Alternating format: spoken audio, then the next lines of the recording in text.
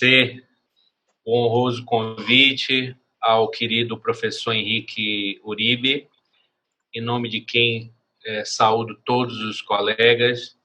Eu queria apenas complementar, dizendo que essa crise sanitária é oportunidade também para o desenvolvimento de mecanismos de solução extrajudicial de conflitos, mediação, conciliação. No Brasil temos já uma tradição e acredito que essa possa ser uma alternativa para este momento de pandemia e que espero permaneça como um legado para os anos vindouros. Muito obrigado, devolvo a palavra ao ilustre moderador. Muchísimas gracias, estimado doctor. Un gusto estar aquí con usted, de poderle haber escuchado, y le vemos dentro de 8 días, el próximo martes. Doctor Felipe Betancourt, adelante, por favor. Muchas gracias, doctor Irán. Pues voy a ser también muy breve en mi segunda intervención en consideración de los colegas. Simplemente puntualizar lo siguiente, que el derecho de acceso a la justicia y la impartición de la justicia en forma pronta y expedita nos permite tener un Estado constitucional fuerte, un Estado de Derecho fuerte. En este sentido, yo creo que es muy importante reflexionar que una reforma judicial que fortalezca precisamente las capacidades, los dientes, por decirlo en forma coloquial, del Poder Judicial para castigar y sancionar las conductas ilícitas y para impartir justicia es fundamental para el desarrollo de nuestra democracia mexicana. Escuchando al doctor Uribe, él tiene un punto muy importante que concuerdo completamente con él. Nuestro sistema judicial, al igual que los demás colegas que también lo mencionaron, el fortalecimiento de nuestro sistema judicial, de la impartición de justicia, es una forma de controlar al poder efectivamente. Y con este control se fortalece nuestra democracia. En este sentido, es muy importante que sigamos luchando porque cada vez se mejore la independencia y la autonomía del Poder Judicial respecto de los gobernadores, del presidente, etcétera, de los poderes ejecutivos locales, que realmente nuestro Poder Judicial en este sistema de pesos y contrapesos sea fundamental para controlar la impunidad, para controlar la corrupción, para exigir mejor rendición de cuentas. Creo que la fortaleza del Estado constitucional mexicano como nunca recae en el fortalecimiento del Poder Judicial. De hecho, algunos piensan que incluso esta reforma del Poder Judicial no solamente debe abarcar al propio sistema judicial, sino también al sistema de persecución del delito, ¿no? a las fiscalías. En ese sentido, también si nosotros fortalecemos la independencia y la autonomía de las fiscalías, contribuiremos a que haya una mejor impartición de justicia en nuestro país. Y obviamente, pues un gran desafío que tiene nuestro país y que es un síntoma de la debilidad del derecho de nuestro país es la impunidad tan fuerte que tenemos, lo cual refleja precisamente la debilidad de nuestro sistema judicial. Entonces, creo que ya el camino para la completa transición a la democracia de nuestro país, me atrevería a decir que está casi, o un gran porcentaje, una gran proporción de la consolidación de la democracia en nuestro país está en precisamente el fortalecimiento, la consolidación del Poder Judicial. Si nosotros logramos que en nuestro país, México,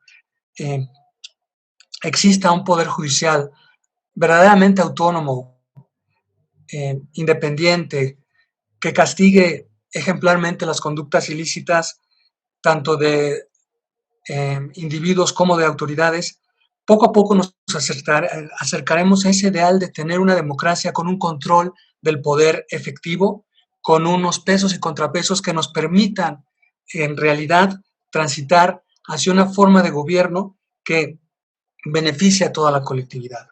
Entonces, pues esos son los puntos, que su servidor quiso resaltar, y creo que vale la pena que nosotros sigamos trabajando en fortalecer, en proponer reformas que precisamente logren que nuestro sistema judicial sea eficiente y que sea un contrapeso efectivo contra, o más bien no contra, sino un contrapeso efectivo para mejorar el desempeño de los otros poderes en beneficio de la sociedad. Pues les agradezco mucho su atención. Muchísimas gracias, doctor Irán, y espero también, al igual que el doctor Freire, con ansiedad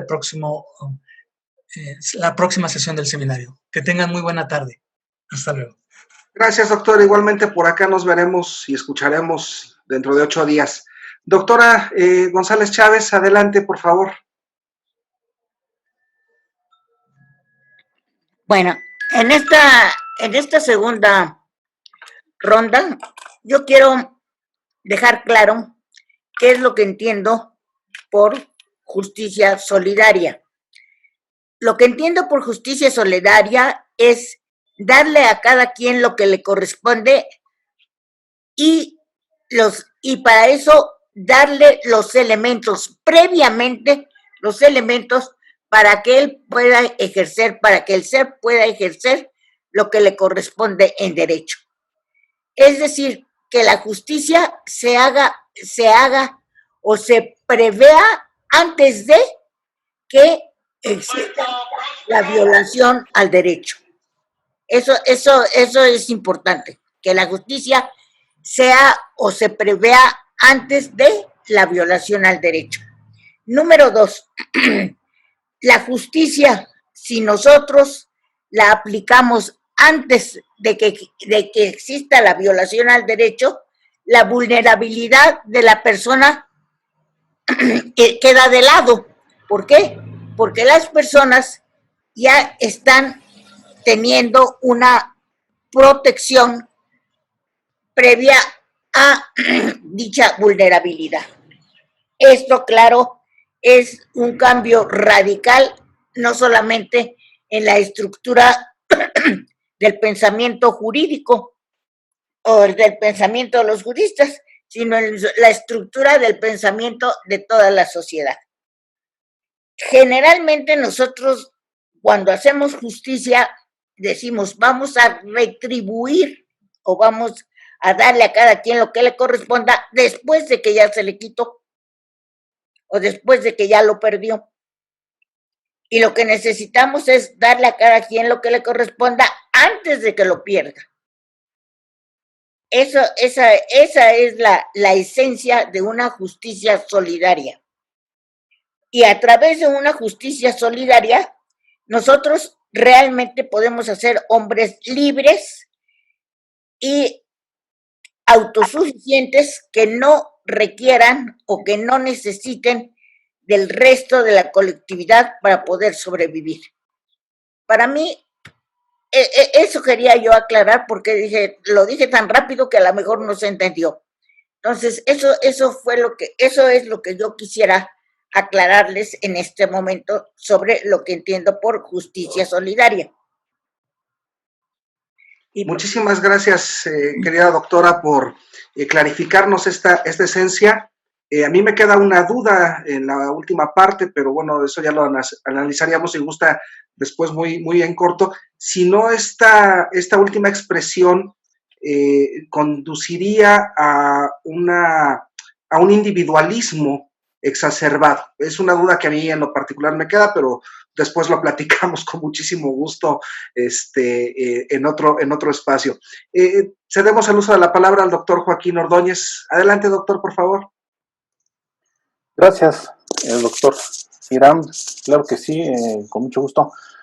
Pues, como siempre, muy interesantes todas las reflexiones aquí vertidas. Y yo quisiera hacer la reflexión final por mi parte acerca de esto que se ha también mencionado mucho, que deriva, por supuesto, de la pandemia, ¿no? Finalmente la pandemia nos está obligando a modificar no solamente nuestra conducta y nuestra forma de ser, sino, y no solamente algunas conductas en específico, sino que también nos ha estado obligando a reflexionar acerca de algunas situaciones o circunstancias del derecho en las que tal vez no habíamos reparado o habíamos reparado muy poco, ¿no? El tema de la virtualidad o del gobierno electrónico, que también aquí ya se ha manejado, me parece que es un tema interesante. Creo que la virtualidad y en general las nuevas tendencias o las nuevas tecnologías de la comunicación, incluido el teletrabajo, que también es un tema que se ha abordado, deben estar al servicio de la democracia y del ser humano. Deben necesariamente ser tecnologías que estén no al servicio de unos pocos, como tradicionalmente se utilizan los medios o los recursos, se utilizan por los poderosos, ¿no? Por los sectores poderosos. No debe ser así, deben ser utilizados o deben ser para el beneficio del ser humano en general, para todas las personas. Por ello creo que pueden reforzar el derecho humano de acceso a la justicia, tal como aquí ya se había mencionado, ya que pueden reducir significativamente dos aspectos, distancias y tiempo. Tenemos esos dos aspectos, esos dos elementos que limitan el acceso a la justicia. Por un lado, la distancia y por otro lado, el tiempo. Son dos aspectos que han estado obstaculizando, por supuesto, el acceso a la justicia y más hoy en día con los temas de la pandemia. Pero además existen otros problemas que han sido o que han estado subyacentes con relación a las nuevas tecnologías que se pretenden utilizar o que se pueden ir utilizando para el acceso a la justicia. Estos problemas van en relación con temas de carácter tecnológico, por ejemplo, el ancho de banda y otros, ¿no? Más allá de, por supuesto, de la cuestión económica o la cuestión material de tener los insumos como la computadora, el internet, el cable, ¿no? La luz eléctrica, por ejemplo, que hay comunidades que no tienen ni siquiera luz eléctrica. Bueno, pues, ¿qué decir de otras cosas, ¿no? Pero aparte de esos problemas tecnológicos, sería interesante reflexionar acerca de la consustancialidad de la justicia. Es decir, la presencialidad física es consustancial a la impartición de justicia. Es necesario que estemos frente al impartidor de justicia de manera física no virtual, para recibir esa justicia. Es decir, la inmediación queda intacta con la virtualidad o esa es insalvable, solamente se puede salvar, se puede proteger esa inmediación estando físicamente presente con el juez, con el juzgador. Nos llevaría a reflexionar sobre la prontitud y la expeditez, si son más importantes que la presencialidad física o no. De tal manera que, bueno, creo que esto podría ser más, como generalmente ha sucedido, más que una conclusión, tal vez del planteamiento de otras nuevas interrogantes que son dignas de investigar y de indagar. Y por mi parte sería cuanto. Muchas gracias. Por lo contrario, estimado doctor, muchas gracias por estas segundas reflexiones. Cedemos el uso de la palabra al doctor Enrique Uribe Arzate. Adelante, doctor, por favor. Muchas gracias, estimado Irán Piña. Solamente para agradecer que haya moderado esta sesión de este modo y también la participación de todos los queridos colegas que han aportado sus luces a esta discusión. Efectivamente, apenas para empezar a establecer cuáles serán los próximos temas a discutir en la agenda académica y desde luego en la política de nuestro país y de los países que tienen grandes problemas en temas de justicia.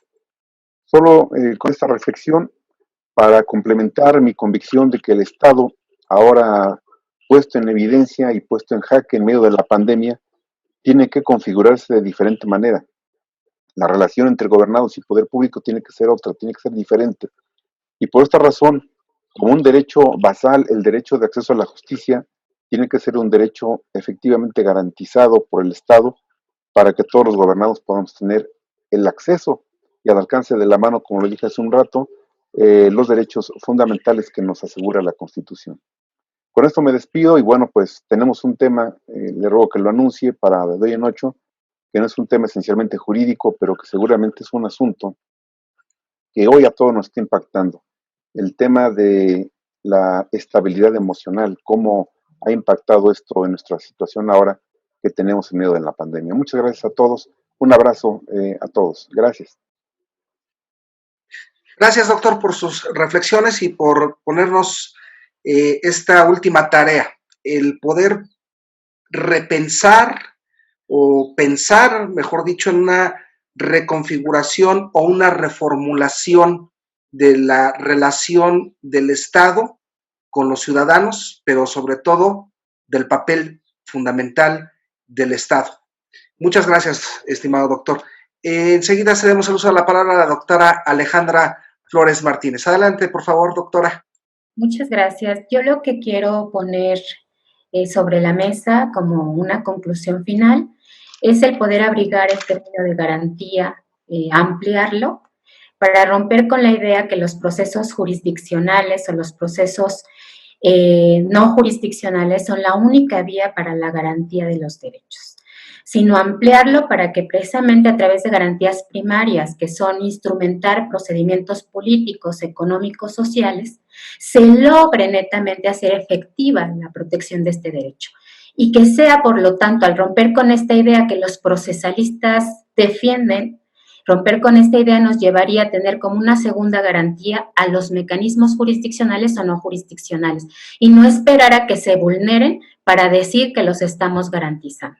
Esta sería la primera reflexión. La segunda es precisamente el trabajar que nosotros al momento de ser formadores, poder trabajar con abrigar cultura constitucional, muy importante para los alumnos, y asimismo el poder trabajar con los jueces que ya están impartiendo justicia, porque tienen una formación excesivamente legalista, de tal forma que tienen una nula prácticamente argumentación en temas constitucionales y en temas de derechos humanos, que yo creo que ahí debemos afianzar, cualquiera que sea la vía de instrumentar la justicia, sea virtual o sea presencial, me parece que el tema medular es la argumentación y la formación de los jueces.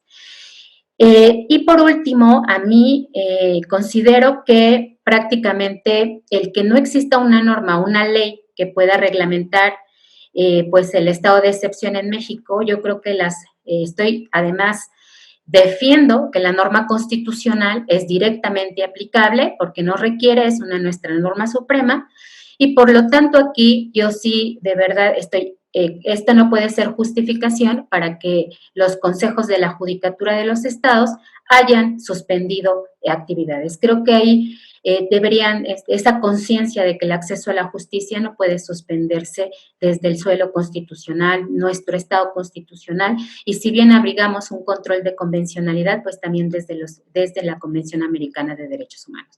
Por lo tanto, he visto denuncias de distintos organismos ciudadanos para, pues netamente, por haber parado sus procedimientos, y aquí yo considero que puede estar abierta la vía interamericana ante netamente el letargo de los procesos jurisdiccionales mexicanos. Y yo terminaría diciendo que la primera ante esta pandemia que se escondió fue la justicia. Se escondió y poco a poco está saliendo de ese escondite, ¿no? Entonces, tenía que haber sido todo lo contrario. Muchas gracias y bonito día.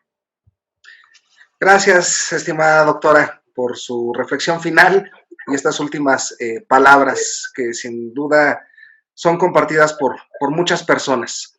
Enseguida cedemos el uso de la palabra a la doctora Marina del Pilar Olmeda. Adelante, doctora, por favor.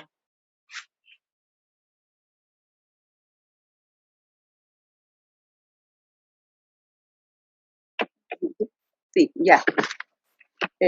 Bien, para cerrar en mi participación, debemos partir, ¿verdad?, de la trascendencia e importancia de la administración de justicia. Y coincido con ustedes, todos así lo han considerado quienes participamos en este foro, que una buena administración de justicia naturalmente, ¿verdad?, que incide en el fortalecimiento del Estado de Derecho, en un Estado de Derecho fuerte, así como en el fortalecimiento de la democracia. Bien, ¿y qué podemos considerar, sintetizar aquí en esta materia, considerar que entre tantos de las problemáticas y de la complejidad que nos está trayendo esta pandemia COVID-19, se encuentra el cierre de los tribunales y en consecuencia la suspensión de las tareas de la Administración de Justicia, salvo aquellos juzgados naturalmente que por su mandamiento constitucional deben prevalecer en una función ininterrumpida. Debemos considerar, nos planteamos una pregunta propiamente. ¿Debemos considerar a la Administración de Justicia en todas sus ramas y materias una actividad esencial del Estado? La respuesta es naturalmente que sí, es una actividad esencial del Estado. No podemos seguir como lo estuvimos durante algunas semanas con solo uno o dos poderes funcionando, ¿no? Con solo una o dos de las funciones. Por otra parte, hay que considerar también que la vida de los tribunales es muy compleja. Simplemente en la revisión de insumos estadísticos que realizamos, encontramos que solo en la Ciudad de México, que es uno de los más grandes del mundo, recibe diariamente alrededor de 1,000 demandas y emite todos los días un número similar de sentencias y adicionalmente publica 13,000 acuerdos procesales diariamente.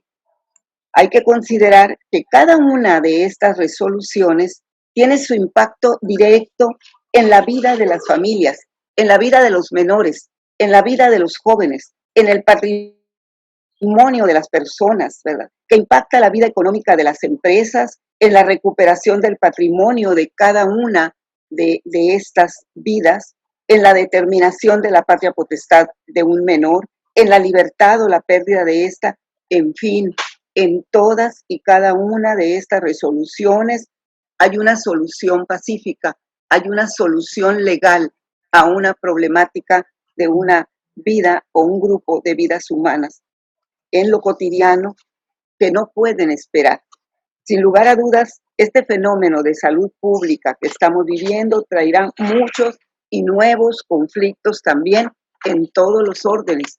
Los conflictos se están incrementando y se seguirán incrementando. Y serán los tribunales donde deberán resolverse. Es decir, el imperio del derecho cobrará fuerza para mantener la paz social. El problema que enfrentan los tribunales y los consejos de la judicatura es enorme. La atención de este reto nos involucra a todos. No solo involucra a los tribunales y sus equipos, a los jueces y sus equipos, involucra al foro de los litigantes, quienes deberán asumir una nueva visión de litigio y actuar en consecuencia con ética y con responsabilidad social. Ya hemos hablado también de solidaridad en esta materia y esa solidaridad nos involucra a todos, a cada uno de nosotros. Para terminar, afirmo que de igual manera que nos preocupa la reactivación económica, debe preocuparnos la reactivación de nuestros órganos de administración de justicia para no vivir en espacios y tiempos de rezago que, como todos sabemos, hace de la justicia más que una esperanza, un derecho exigible. Debemos apostarle, por último, también al avance de los medios tecnológicos. Hay entidades federativas con mayor desarrollo, Querétaro, Nuevo León, pero hay regiones de nuestro país con un gran atraso tecnológico. Sin embargo, en esta materia tendremos que avanzar, debe ser prioritario ese avance tecnológico para continuar, avanzar en una mejor administración de justicia. Muchas gracias a todos y mis saludos para todos. Muchas gracias, estimada doctora, por su participación. Cedemos enseguida. Perdón, disculpen todos, aquí hay un problema aquí de los controles.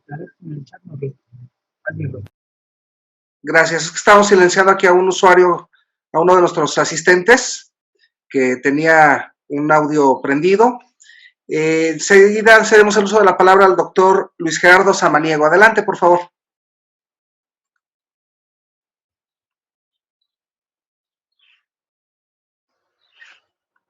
Bueno, pues muchas gracias, Iram. La verdad es que me quedo muy satisfecho, sobre todo con la participación de todas y de todos.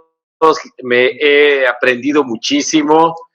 Me parece que el tema de acceso a la justicia tiene muchas aristas. Es un gran tema, es un tema fundamental para el Estado de Derecho y que las puntualizaciones que se han vertido aquí en cada una de ellas han sido de suma importancia.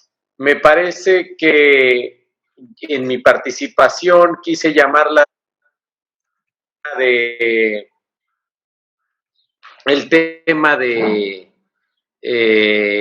la independencia judicial. Y la independencia judicial no se puede asegurar si no es que los jueces estén salvaguardados de cualquier poder que quiera intervenir en sus tan trascendentales funciones. Me parece que hoy en día uno de los grandes temas que debe de revisarse es el de justamente el de cuidar que la corrupción y que los poderes, no solamente públicos, sino también aquellos poderes que todos sabemos existen, no intervengan en la gran y trascendental función de la impartición de justicia en nuestro país. Está en juego no solamente la credibilidad en las instituciones de procuración y impartición de justicia, sino sobre todo del propio Estado de Derecho. El Poder Judicial es el sistema de cierre, es donde la voluntad de muchas personas y donde las aspiraciones y esperanzas se ven traducidas en los resultados, en sentencias, en resoluciones que impactan en la vida de todos y cada uno de los ciudadanos. Por ello, cuidar esa independencia judicial es trascendental en nuestro país como en cualquier otro país que se jacte de ser un verdadero Estado constitucional de derecho. Muchas gracias y les mando un gran abrazo a todos. Te agradezco, Iram, esta grandísima, como siempre, brillante moderación y sobre todo mi felicitación y reconocimiento a todos los que participaron en este foro, que de verdad yo he aprendido muchísimo de todos ustedes. Les mando un gran abrazo, esperando que se encuentren bien de salud. Hasta luego. Muchísimas gracias, estimado doctor Samaniego, por estas reflexiones finales. Continuamos con la doctora Flor Ávila. Adelante, doctora, por favor. Bueno, agradecer este espacio, saludarlos. Han dicho acá aspectos muy importantes. Quiero concluir lo siguiente. El Estado tiene muchísimos retos, porque efectivamente la justicia es uno de esos pilares, de esas funciones esenciales del Estado. Ya la justicia colombiana y en toda América Latina ya tenía bastantes barreras de acceso a esta justicia. Hay que superar esas barreras, que esa superación de las barreras no solamente en los niveles normativos, técnico-organizacionales, políticos, institucionales o sociales, sino por una justicia efectiva, eficiente, transparente, una justicia con excelentes juzgadores, ese elemento ético que refirió el doctor Isidro, que realmente dignifique este servicio y esta función esencial del Estado. Simplemente quiero decir que la Corte Constitucional Colombiana ha establecido dos lineamientos sobre la justicia o el derecho de acceso a la justicia, elementos sustantivos y elementos procedimentales. Para esos elementos procedimentales está la llamada hoy justicia digital. Pero yo creo que dentro de esa justicia digital tenemos que trabajar tres aspectos muy importantes. El acceso a los más pobres, de los más vulnerables, porque acá hay personas en Colombia que han perdido sus puestos de trabajo. Pensemos los migrantes, es decir, hoy no tienen para el mínimo existencial, menos van a tener para acceder a un tribunal de justicia. Promover los mecanismos alternos de resolución de conflictos. Hoy veía una imagen que me impactó, un señor que había sanado en Argentina, había ido al hospital, había sido sanado de COVID llega a su vecindario y lo golpea, como si fuese un bioterrorista o alguien que va a venir a infectar a los demás. Es decir, en este ambiente de tanta vulnerabilidad, hoy, por ejemplo, los migrantes en Venezuela han sido llamados bioterroristas, armas biológicas. Es decir, estamos viviendo también momentos, creo yo, de esquizofrenia colectiva. Entonces, más necesitamos mecanismos, medios alternos de resolución de conflictos, solucionar pacíficamente e inteligentemente nuestros conflictos, de manera también que se reduzca la litigiosidad también a nivel de los tribunales. Y por último, yo abogo porque ya preparemos nuestros pensum de derecho en nuestras universidades a un cambio también educativo. Es decir, hoy la justicia digital tiene que enseñarse. Tenemos los abogados que ponernos los patines, como decimos en Venezuela, para aprender también elementos que nos permitan acceder de una manera mejor, cambiar esa cultura organizacional. Hoy no sabemos por cuánto tiempo tengamos que estar frente a los computadores de manera virtual. Entonces tenemos que preparar también a nuestros estudiantes de derecho a esta nueva virtualidad. Muchísimas gracias. Al contrario, doctora, muchas gracias por su reflexión final. Y cedemos el uso de la palabra para concluir al doctor Isidro de los Santos. Adelante, doctor, por favor.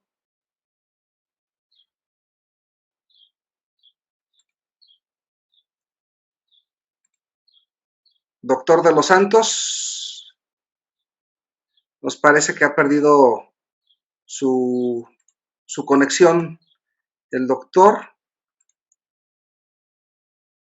Sí, en efecto, tenemos problemas de comunicación con el doctor y lamentablemente parece ser que no lo vamos a poder escuchar. Y pues bueno, con esto llegaríamos al final de nuestra sesión del día de hoy.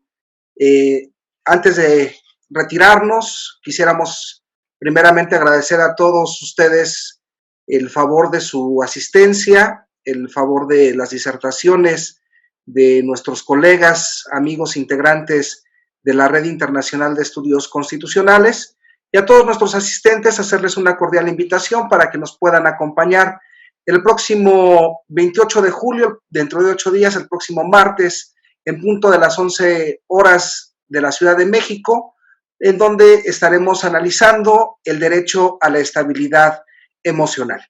Les agradecemos a todos su tiempo, que vale mucho, y cuídense, que estén muy bien. Muy buena tarde.